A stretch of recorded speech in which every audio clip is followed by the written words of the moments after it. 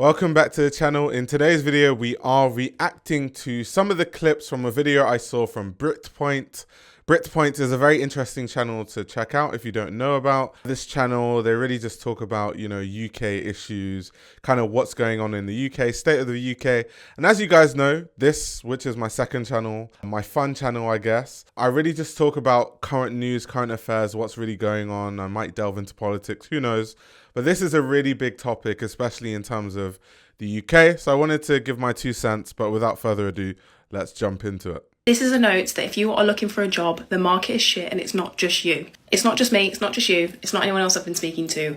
The market is terrible and we just need to keep going. We'll get there, we'll have a hot girl summer and we will be able to buy coffees without feeling guilty about it soon. Fingers crossed. Job hunting in the UK fucking sucks. It's got to be one of the most demoralising feelings when you come into work on a Monday or at the beginning of the week, knowing that you've got another week ahead of a job that doesn't pay you properly for what you do and you're not fulfilled by. Oh my God. So talking about jobs that don't pay you properly for what you do. So for reference, because I know a lot of people watching this channel, because I'm not going to cross promote it with my main channel. So I'm a fashion journalist, right? I work in the fashion industry. That's what I studied at uni, journalism, all that sort of stuff. So there's a job I worked in where I was a junior content creator. This was like the first full-time role I ever got in fashion. I'd had internships before, but this was the first full-time role. Anyway, in this job, I was a junior content creator. So my role was I was supposed to create content for this company, right? So I work with the marketing team. I work within the marketing team. I take photos, I film stuff, and that was basically my role. Now, you need to understand that because at the time I was running a YouTube channel, I was also doing photography for people's weddings. So I had built a big amount of skills. I knew how to use Premiere Pro. I knew how to use Photoshop. I had designed my own magazine, so I knew how to use InDesign. Obviously, I know how to use Lightroom to edit photos. So I know all this software. I have all these skills. And some way, somehow, I was in this minimum wage job. And what started to happen where this is what really turned me off the job market in general, and I've been self-employed since. What really turned me off was my job description was a content creator, and then they would hire these people from all these different companies that came with all this supposed experience. And one time there was the head of marketing that they hired. She didn't know how to use Photoshop. She didn't know how to do anything really that was pertaining to her role. And so she made me do it. And I had 2 bosses at the time. So I was just doing all of their work. So it was like one person doing 3 people's work, and then my bosses were literally not doing anything. And the second anything would go wrong or I would make a mistake, obviously I'd get the blame for it. But it's like when you're in a more senior position, the whole point of being in a senior position is you take responsibility, because you're supposed to be the person that should know better than me and should be training me and telling me what to do. But it was almost like I was left to my devices to just do whatever. And if it works, it works. If it doesn't, it doesn't. I accept the blame, but I'm not compensated to take the blame like that. And I wasn't compensated to do 3 people's jobs. And it's like those kind of skills, because when we would work with external photographers, for example, just for an e-commerce shoot, we would pay them 10K. I remember there was a shoot we did where we paid this company £40,000, and I was on minimum wage for one shoot. And I used to shoot content daily, do photo shoots with influencers daily for this brand. So after that whole experience, that's when I decided, yeah, the job market isn't for me. I have to make being self-employed work. I can't do it. I can't. Decided to take a look through the job boards, and every single job board is just full of shit. And when you do find the odd job that is actually meaningful and would be rewarding, so often it just seems to be the case that the pay is that bad that it makes it completely unviable. And it's not even like a reluctance to work thing. The vast majority of people want to work on stuff. They want to be productive and they want to be doing something with their time.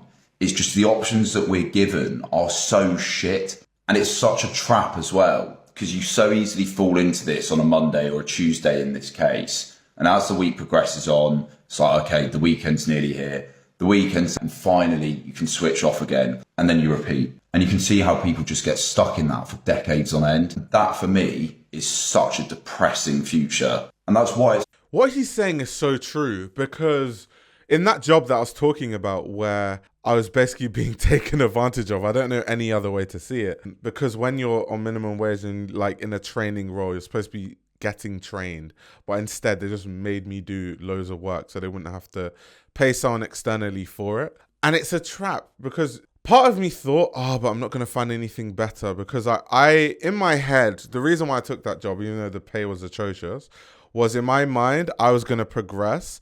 But I very quickly realized that progressing isn't as straightforward as it seems. Like, the CEO could clearly see that I was doing all the work, but didn't want to, like, increase my pay or anything. I till today, I don't get that. I don't understand that. Like, as someone that's self-employed, when I do work with people, and I now actually have a few people that work with me, the second that their output is higher is the second they're going to get paid more. So I don't understand from his perspective how he could look at how the team was working, the fact that I was doing all the work, and not see that my bosses that are making 100K a year, literally that's what they are making. Why don't I, that's doing all the work, why shouldn't my pay be either in the middle or closer to what they're making, since I'm the one doing the work anyway? So just strange. It's such a trap. And you might think, there's nothing better. There's always something better. There's always something better. Don't fall into that trap. Highly advisable to try and craft your own path if you can, but it's so difficult doing that on top of a full-time job, particularly if you're already burnt out and exhausted all the time. So what do we need to do as a society to address that?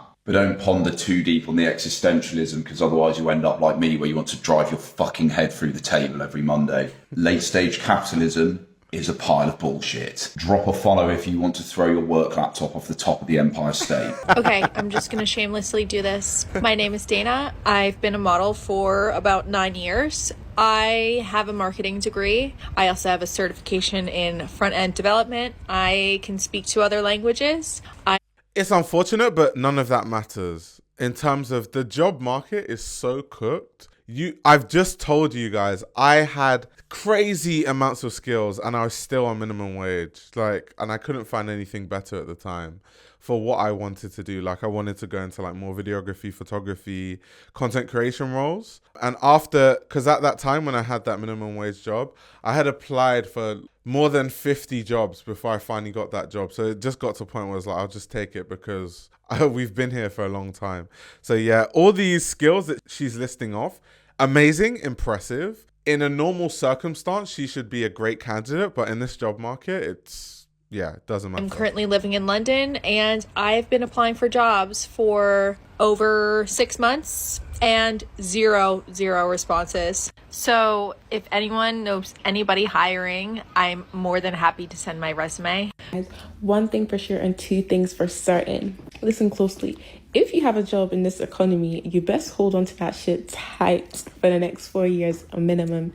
This UK job market is no joke. Speaking from someone... It's true. I've always found it strange because I understand work-life balance and fulfillment and being in a job that makes you happy and, all those kind of things. However, reality is, unfortunately, we have things to pay for, right? We have bills to pay for. We have food to eat. There's electricity bills. There's all sorts of bills. So you have to earn a living. And I don't think it makes sense, especially if you're in a good job that pays well, to leave without a plan. Follow your passions, but definitely follow your passions while you're in that job, and then follow it until it's a point where financially it makes sense to leave that job. It's even worse if you have kids. If you have kids and a family, that's more reason not to, quit a job on a whim just because you don't get fulfillment for it. Because what's the alternative? You might feel like you don't get fulfillment from that, but what is the depression going to be like when the alternative is you being homeless or you not being able to turn on your heating during the winter? These are real issues that people are dealing with. So yeah, that's something I wanted to add. Used to bang jobs from left, right, center. The game has gotten tougher. I better start racking up that bread because, ciao. The economy's bad when people who study those really well-respected subjects are just... Yeah, getting a degree is a waste of time. Maybe this is something I should talk about in a different video because I'm someone that has 2. Mainly not because of me, it's because of my parents. Having African parents, they think that if you don't have a degree, then you're basically useless. But the way I make money now has nothing really to do with my degree. And I was making money the same way before my degree. But let's see what he has to say first. Let me hear him out. Yeah, I had a friend called me. He did an engineering degree. He can't find a job. I got friends who've done maths degrees, economic degrees, and they're literally working in retail. Eventually they'll get a job in that field of study, but Not for a while. And they got through so many steps. They would have been better off if they just became an Uber driver, honestly. That's how oversaturated uni degrees are. And some of you are still trying to study some ridiculous subject because it's fun. Yeah, you want to study your philosophy and your gender stuff. My friend, you're going to struggle if you do that. God bless if your parents are rich, yeah? Do what you want.